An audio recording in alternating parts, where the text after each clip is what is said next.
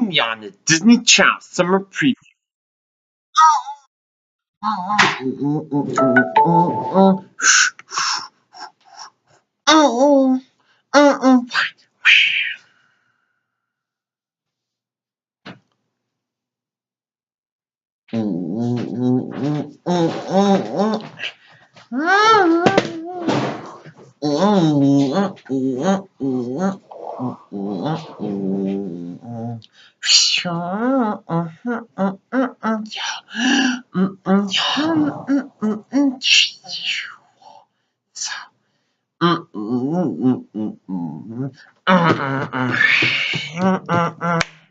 Lunchbox.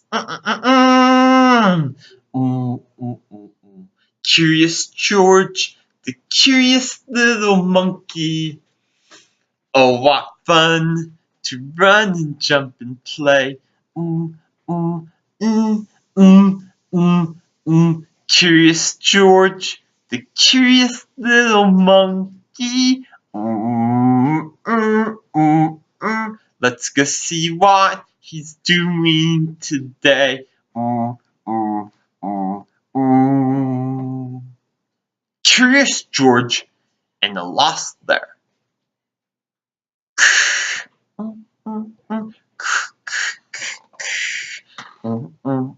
We have to go to the bank. So he hopped in the little blue cart and drove off.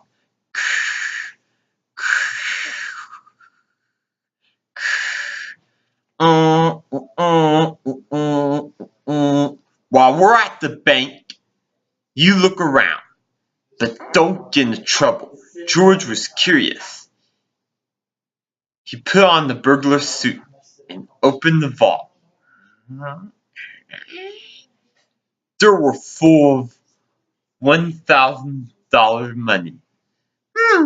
He could be rich, just like Scrooge.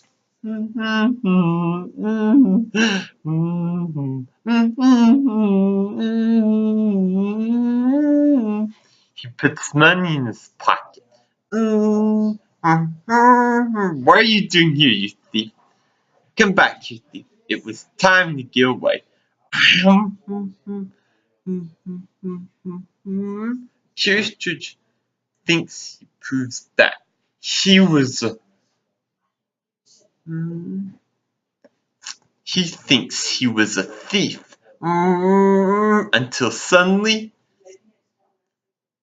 this check belongs to Mr. Silverman's bill. So he gave it to the office. So he gave it to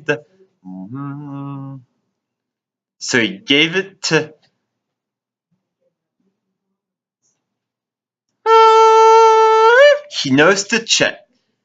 It came from Mr. Silverman's long-awaited check.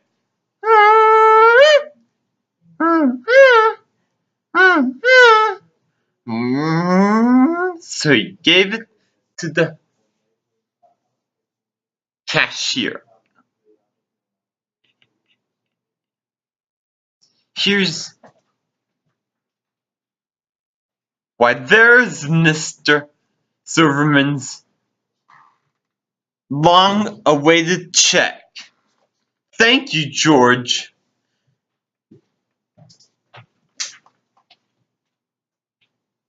How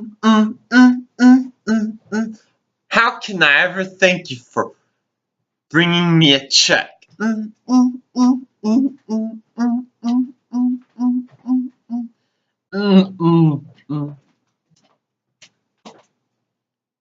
Until Officer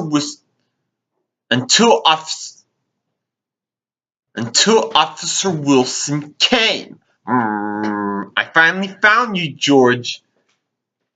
But you earned money for taking Mr. Silverman's long-awaited check. Here's George's money. Now, why do I put on a deposit? You're under arrest. Wait a minute. He's not under arrest.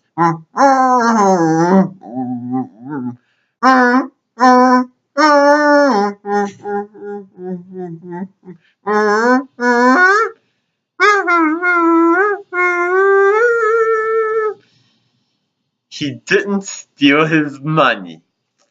After all, George became a hero. Good work, George. Promise never to steal money again.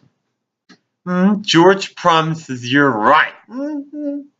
Let's go buy something at the shopping center. And so he did. He would have saved money for a chemistry set.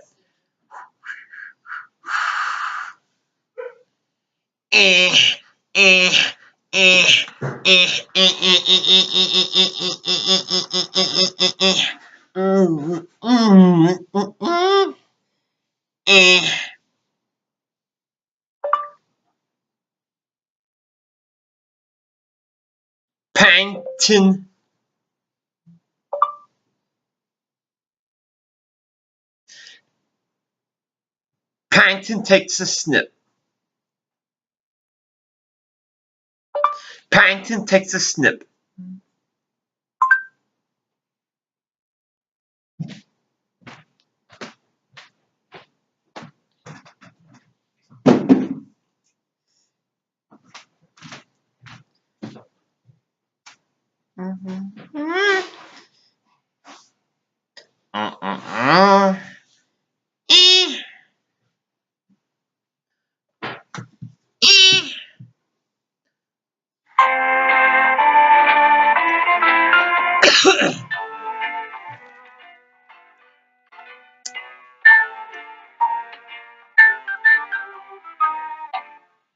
There was only one thing Paddington liked better than a quiet read in the garden over a marmalade sandwich. That was a quiet read over 2 marmalade sandwiches. And one afternoon, he was doing just that when he came across a very interesting magazine article about pruning. It was called Clippings from My Hedgerow, and the author, Ebenezer Hawthorne, had lots of pictures of bushes he'd pruned over the years into unusual shapes. Some looked like horses, others were like elephants, and on the front cover there was even a photograph of a giant peacock, with an announcement saying there would be a prize for the reader who sent in the best picture of his or her effort. It didn't say anything about bears taking part, but Paddington decided he would very much like to have a go, just as soon as he could summon the effort to get out of the hammock.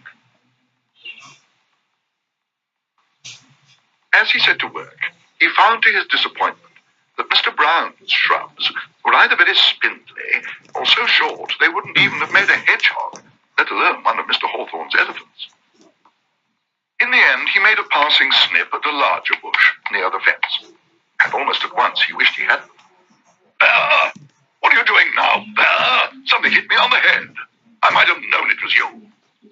"I'm very sorry, Mr. Curry. It's only topiary. I was just trying my paw at it." "Toe parings? How dare you throw toe parings over my fence, Bear?" "Not toe parings, Mr. Curry. Topiary. That's quite a different thing. It's to do with cutting bushes. Look, I was going to make a peacock, just like that. Only I'm afraid I can't find the right sort of bush." "A peacock? Didn't know you went in for that sort of thing." "Bears are good at that sort of thing, Mr. Curry. And there's a prize for whoever sends in a photograph of the best one." Yes, well, watch what you're doing. Did you say there's a prize for the best one?" "Yes, Mr. Curry. Mr. Hawthorne is judging it himself." "I wouldn't mind a peacock in my garden, Bear. Just so happens there's a shrub in the middle of the lawn that needs pruning. Mind you, not a word to anyone. But if we win a prize, I might go shares with you. You can start right away, and I go and buy a film for my camera." "Thank you very much, Mr. Curry."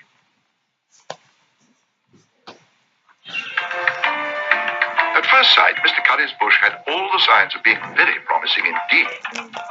Paddington had never seen such a large bush, and it was positively crying out for a trim. In fact, he rather wished he'd chosen to make an elephant instead of a peacock, for there was more than enough material. Gradually, the pile of clippings at his feet grew larger and larger until it was almost as large as the bush itself. It was really very satisfying. Paddington could see why Mr. Hawthorne liked giving someone a haircut, with first the styling and then the snipping off bits here and there in order to make it perfect. As he stood back to view the result of his handiwork, he felt very pleased indeed. Although it might not have taken in another peacock who happened to be passing, it did look very like the picture on the cover of the magazine. It was as he set to work tidying the loose ends up that disaster suddenly struck. Help! Help! Help! Help! Paddington!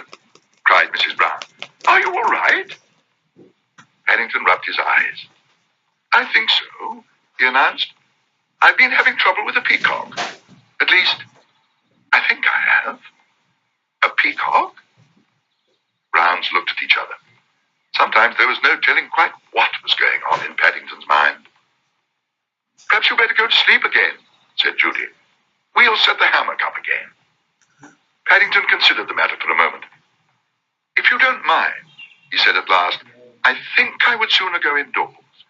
Mr. Curry's due back in my dream any moment now, and I'd rather not be there when he arrives. Thank you very much.